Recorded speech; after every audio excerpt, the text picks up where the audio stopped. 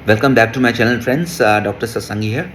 और आज मैं आपको एचएस के ऊपर लाइन ऑफ एक्शंस बताऊंगा कि किस तरीके से लेटेस्ट ट्रीटमेंट आपके कॉन्फिडेंस और आपके जो एंजाइटी है इस बीमारी के उसको बेहतर कर सकते हैं। देखिए, एचएस के बारे में 3 मिथ्स हैं। लोग सोचते हैं कि ये एक एसटीडी है, सेक्सुअली ट्रांसमिटेड डिजीज़ है। नो, ये ऐसी नहीं है। नंबर 2, ये रेयर होती नहीं, ये कॉमन होती है, हमें पता नहीं रहता है। और नंबर 3, ये क्योरेबल नहीं, इसको मैनेज किया जा सकता है, इसको ट्रीट किया जा सकता है, आगे बढ़ने से रोका जा सकता है, आपकी जीवन बेहतर बनाया जा सकता है, इससे उत्पन्न डिप्रेशन और नेगेटिव बॉडी कॉन्फिडेंस को ठीक किया जा सकता है।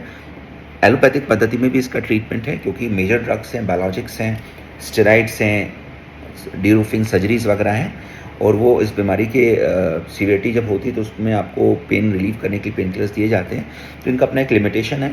और होम्योपैथी थेरापेटिक्स में जो लेटेस्ट प्रोटोकॉल्स हैं उसमें भी हम ये कोशिश करते हैं कि बीमारी आगे बढ़ने से रुके और जो स्थायी बार बार रिकरेंट इन्फेक्शंस हो रहे हैं उनकी इंटेंसिटी फ्रीक्वेंसी कम हो। इसके अलावा जो स्कार्स बन रहे हैं, जो इसकी ग्रेड 1 से इसको ग्रेड 2 ग्रेड 3 पे ले जा रहे हैं, या अगर पहले से किसी व्यक्ति को डीरूफिंग या सर्जरी हुई है और वो एंटीबायोटिक्स पे या ऐसे रेटिनॉइन या रेटिनॉइन पे है, तो उसमें उस पेशेंट की जो ऑटोइम्यूनिटी है उसके इन्फ्लामेटरी मार्कर्स को कैसे मैनेज किया जा सकता है with the help of internal simillimum therapeutics और simillimum therapeutics of second genre therapeutics.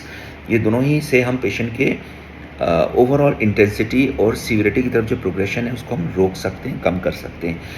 ये इंडिविजुअल केस या केस पर से पे डिपेंड करता है कि उसके मेरिट्स और डीमेरिट्स या उसके एसोसिएटेड सेकेंडरी डिजीज़ एग्रावेटरी फाइंडिंग्स, जैसे किसी पेशेंट को डायबिटिक चेंजेस हैं या हार्मोनल चेंजेस है, पीसीओडी का पेशेंट है या कोई और मेटाबॉलिक डिजीज़ है, ओबीस है, डाइट काफ़ी रिच है, अल्कोहल ले रहा है और बहुत सारी सिगरेट ले रहा है। तो इन सब चीज़ों को ट्रीटमेंट के प्रोटोकॉल्स में समझ के एक लाइन ऑफ एक्शन सुझाकर माइंड बॉडी हीलिंग के तहत एक पेशेंट को बेहतर करने की कोशिश की जा सकती है। इसके रिजल्ट्स अच्छे हैं, अच्छे होंगे ऐसा मैं मानता हूँ, लेकिन आपको पार्टिसिपेट और आपको चेंज होने के लिए तैयार होना पड़ेगा, क्योंकि हर बीमारी के फिजिकल और स्पिरिचुअल एस्पेक्ट दोनों होते हैं। तो जब ये दोनों को हम लेकर साथ चलते हैं तो उसको हम कहते हैं इंटीग्रेटेड प्रोटोकॉल्स। इसमें आपका पार्टिसिपेशन इंपॉर्टेंट रहेगा। माइंड बॉडी हीलिंग में योग और डाइट में अगर कुछ चेंजेस आपको करने पड़ेंगे वेज की तरफ, तो वो आपको मैं एडवाइस करूँगा, उसको आप फॉलो करें। और पहले 4 से 6 महीने बहुत इंपॉर्टेंट होते हैं ट्रीटमेंट। आप अपनी एंटीबायोटिक्स या आपकी रेगुलर ड्रग्स से आप उसको ले सकते हैं, लेकिन अगर ये चेंजेस आपके बीमारी बढ़ने से रुकती है और पहले से फ्लेयर अप कम होता है, एंटीबायोटिक्स की आवश्यकता कम पड़ती है, तो that is a sign that you are responding very well. इसमें कुछ मेडिसिन बहुत बढ़िया कारगर होती हैं, लेकिन बिना मेडिकल सलाह के और डायग्नोसिस के आप नहीं ले सकते हैं।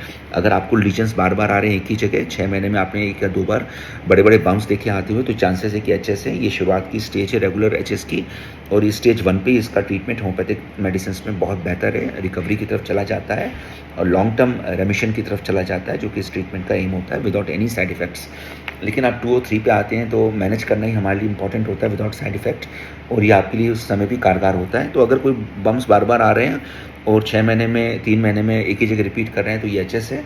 और अगर आपकी बॉडी इज़ ओके, अगर आपका वेट बहुत ज़्यादा नहीं है, आप सिगरेट नहीं पी रहे हैं, तो फिर इसके लिए आप मुझे इस नंबर पे कॉल करें और अब 4 से 6 महीने के पार्टिसिपेटरी प्रोटोकॉल्स में ब्लाइंड एंड ट्रीटमेंट को फॉलो करें। और जो पॉजिटिव चेंजेस मुझे दिखते हैं इन द फॉर्म ऑफ रिकरेंसी और फ्रीक्वेंसी कम होना, पस कम होना, पेन कम होना, जो जगह जगह बड़े बड़े स्कार्स थे उनका छोटा होना, ये चीज़ें देखी जाती हैं इन एरियाज़ में, जो कि 5 या 6 मेजर एरियाज़ हैं।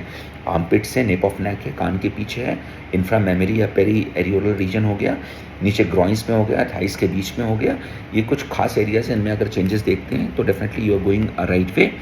और इसमें जो थेरापेटिक्स, उसमें बेलेस पैरेनिस, हिपासल 1M, belladonna 1M, aconite 1M, common cold flu के जो प्रोटोकॉल्स हैं, जो फिक्स प्रोटोकॉल मिक्सचर्स हैं, जिसमें जैसीमियम रस्टक्स, डल्कामेरा, कालीबायोक्रोमिकम, यूपेटोरियम परफोलिएटम, एरम ट्रिफलम, पायरोजन और कैल्क्रिएफॉस 6x बायोकेमिक ड्रग्स में मैकफॉस 6x पेन के लिए फेरमफॉस 6x के साथ एक्सलेंट कॉम्बिनेशन है।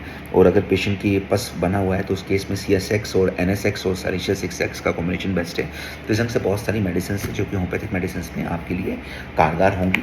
मैं श्योर हूँ कि अगर आप पेशेंट के साथ इन बातों को फॉलो करते हैं तो आपके जो रिजल्ट्स हैं वो एक्सलेंट होंगे। और मुझे आप इस नंबर पे कॉल कर सकते हैं एंड असेसमेंट करवा सकते हैं शुरुआत में सिंसेयर एंड ऐसे पेशेंट्स जिनको इंटरेस्ट है कि ट्रीटमेंट वो चॉइस से ले रहे हैं हमारे पास, वो इनवाइटेड हैं और आप एक असेसमेंट करवाइए ऑनलाइन, किसी भी शहर में, किसी भी देश में हो, आप करवा सकते हैं। मेडिसिन्स कुरियर के साथ आपको पहुँचती हैं और अगर मैं आपके केस में आपकी मदद कर सकता हूँ तो I will be more than happy.